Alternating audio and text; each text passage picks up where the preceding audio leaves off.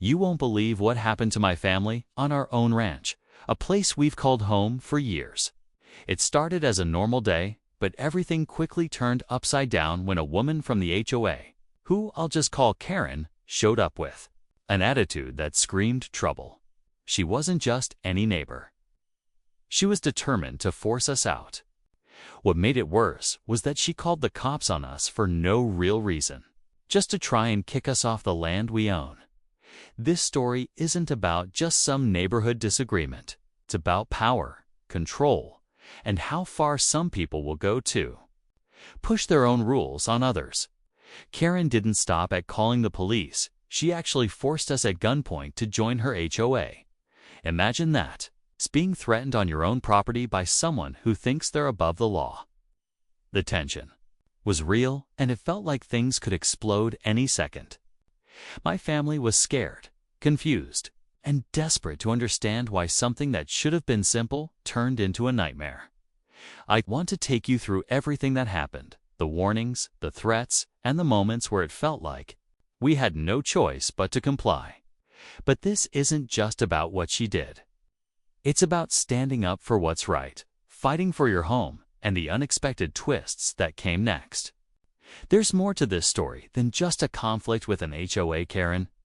The deeper I dug, the more I realized that this situation wasn't just personal. It had bigger consequences. Right now, I'm still dealing with what happened that day. And the worst part? It's far from over. In the next part, I'll share exactly how things spiraled even further. Trust me, you don't want to miss what comes next. Before that day, life on our ranch was peaceful.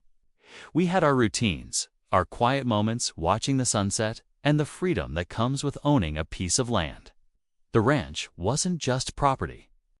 To us, it was a legacy, something we worked hard for and dreamed about passing down.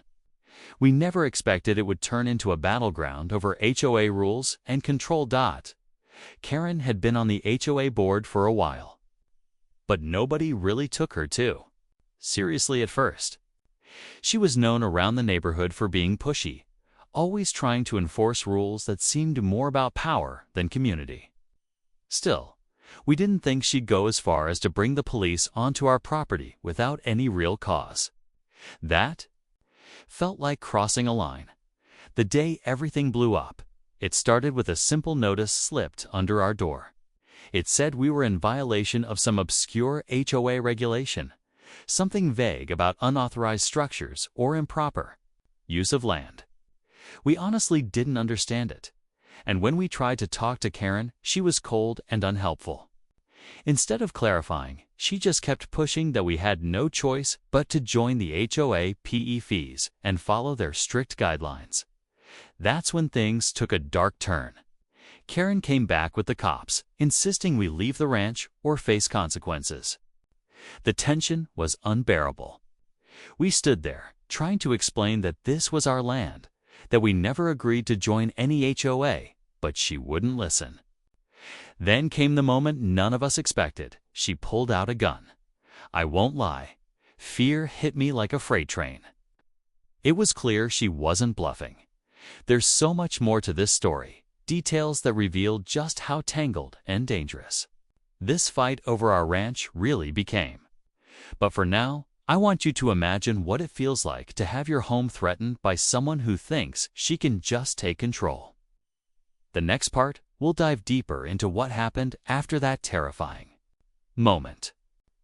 Stay with me, because things only get more intense. After that intense moment with Karen and the cops, everything felt like it was spiraling out of control. What started as a small HOA disagreement turned into something way bigger, a battle for control, respect, and our family's right to live in peace. It wasn't just about the rules anymore. It was about how one person's obsession with power could change the lives of everyone around her. One of the toughest parts was dealing with the community's reaction. Some neighbors sided with Karen, either out of fear or loyalty, saying the HOA rules had to be followed no matter what. Others quietly supported us, but were scared to speak up because Karen had a reputation for being ruthless. This divided the neighborhood, turning what used to be friendly greetings into tense silences and sideways glances. It felt like we were becoming outcasts on the land we'd loved for so long. Meanwhile, my family was trying to hold everything together. My parents were shocked and hurt, wondering how a place that once felt like home could turn so hostile. My siblings and I kept asking questions, trying to understand how this could happen and what we could do next. We started researching HOA laws, looking for any way to protect ourselves. But the more we learned, the more complicated it seemed.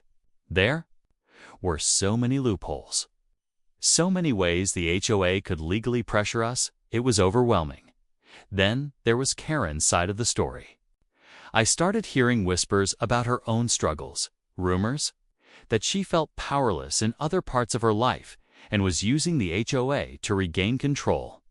It didn't make what she did right, but it added a layer to the conflict that was hard to ignore. This wasn't just a black and white fight. It was messy and personal, and through it all, the threat still hung over us. The gun incident wasn't forgotten by any means, and neither was the looming pressure to join the HOA. What would happen if we resisted? Could we stand up to someone so determined to control every inch of our property? The answers were unclear, and the tension was only growing thicker. The story wasn't over. Far from it. As days passed, the pressure on our family grew heavier, and every moment on the ranch felt charged with unease. Karen's presence wasn't just looming, it was invading our space in ways we hadn't imagined possible. The police visits didn't stop. Sometimes they came just to check in, but it was clear they were there because of Karen's complaints, not because of any real problem on our part. Each visit left us more on edge, questioning whether our own home was still safe. The HOA demands became relentless. Notices piled up, each one threatening fines, legal action, or worse if we didn't comply. Karen seemed to feed off this control, pushing harder every time we tried to push back. The fear that we might lose the ranch we loved so much was real, and it tightened like a knot in our stomachs. At the same time, the neighborhood's tension boiled over. Some neighbors avoided us completely, while others whispered behind closed doors. We felt isolated, even though we were surrounded by people. It was as if Karen's grip extended beyond just the HOA rules. It had spread into the community. Itself done came the night when everything felt like it could break. We heard footsteps outside late in the evening, voices raised in anger, and the unmistakable sound of a vehicle pulling up near the house. My heart raced as I realized Karen and some of her supporters had returned, and this time they weren't just coming to talk. The air was thick with threat, and the feeling that this conflict might reach a dangerous breaking point was impossible to ignore. My family gathered, unsure of what was coming next, but ready to face whatever it was. The ranch, our home, our sanctuary was under siege, and the fight was about to reach its most intense, desperate moments. How far would Karen go? And what would we do when pushed to the absolute edge? The answers were still out there. But one thing was clear.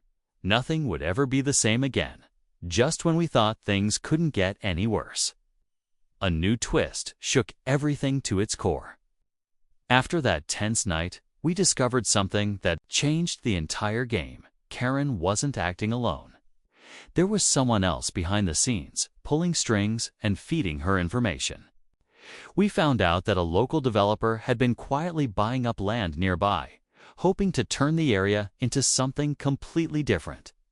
And Karen, she was their inside person, the one making sure any family who stood in the way would be pressured or pushed out. This revelation hit us like a thunderbolt. The fight was no longer just about HOA rules or neighborhood power plays. It was about big money, plans to change the land we'd called home into something we didn't recognize. Suddenly, Karen's demands and her extreme actions made more sense. She wasn't just a control freak. She was part of a bigger plan to take over. With this new information, the stakes rose even higher. The pressure to join the HOA wasn't just about fees or regulations anymore. It was about controlling who stayed and who got forced out so the developer could move forward with their plans. The threats, the police visits, even the gun incident felt like pieces of a puzzle that pointed to something much darker. We realized that standing up to Karen was only one part of the battle. We were up against a powerful force that didn't care about families or history, just profit. Our quiet ranch was caught in the middle of a fight far bigger than any of us imagined. The tension in the neighborhood grew as more signs of change appeared. Fences going up, construction crews scouting nearby, and whispers that this was just the beginning. My family and I had to decide, do we keep fighting for our land and risk everything? Or do we give in to the pressure and lose what we love most? The next moves we made could change everything, and the real climax of this story was just about to unfold. The moment of truth came faster than we expected. After gathering evidence about Karen's connection to the developer and the real plan behind the HOA's aggressive push, we decided to confront the situation head-on. We reached out to a local attorney who specialized in property rights and HOAs, hoping to find a way to protect our family and our ranch. What followed was a tense showdown. Karen showed up at our property again. This time with more than just threats, she had backup from a few neighbors who believed the developer's promises of progress and community improvement. But we were ready, with legal support and a growing number of neighbors who finally began to question Karen's motives. The tide started to turn. During a heated HOA meeting, we presented the proof of the developer's involvement and Karen's hidden agenda. It was a turning point. Many were shocked, realizing they had been used as pawns in a plan that disregarded the very community they claimed to protect. The HOA board was forced to step back, and the local authorities began looking more closely at the legality of the developer's tactics. For the first time in months, there was a glimmer of hope. The police visits stopped, the threatening letters faded, and the ranch felt like home again. We had defended our rights, stood firm against unfair pressure, and exposed a dangerous scheme. But just as we started to breathe easier, the unexpected hit. One late afternoon, a letter arrived. It wasn't from Karen, the HOA, or the developer. It was from the county zoning office announcing a new plan, a major highway expansion that would cut right through part of our land. This wasn't about the HOA anymore. It was a whole new fight, and it meant that even with Karen and the developer pushed back, the threat to our ranch wasn't over. Our story was far from finished, and the next chapter would test us in ways we never imagined. Receiving that letter from the county zoning office felt like a punch to the gut. After everything we'd been through with Karen and the HOA, just when we thought we had some peace, a new challenge was staring us in the face. The threat of a highway cutting through our ranch brought a whole new level of uncertainty and fear. But this time, we were stronger, wiser, and more prepared to fight. My family came together like never before. We researched zoning laws, reached out to community leaders, and connected with others who had faced similar battles. The ranch wasn't just land to us, it was our home, our history, and a symbol of everything we'd worked for. Losing it wasn't an option. While the fight ahead looked tough, we knew giving up wasn't part of our story. Looking back, this experience taught us a lot about resilience and standing up for what's right. We realized that sometimes the biggest battles come when you least expect them, and they aren't always against the people you thought. Karen's actions forced us to see how fragile community trust can be when power and money take priority over neighbors, but it also showed us the power of unity, knowledge, and courage, though the fight with the highway plan was just beginning. We had already won something important: the strength to face whatever came next. Our story is a reminder that protecting your home isn't always easy, but it's worth every step of the way. If you're ever in a similar situation, know that you're not alone. Standing together can make all the difference. Thanks for listening to our story. If you want to hear how the next chapter unfolds or learn more about fighting HOA conflicts and protecting your property rights, make sure to stay tuned. This journey isn't over yet, and there's still plenty to share.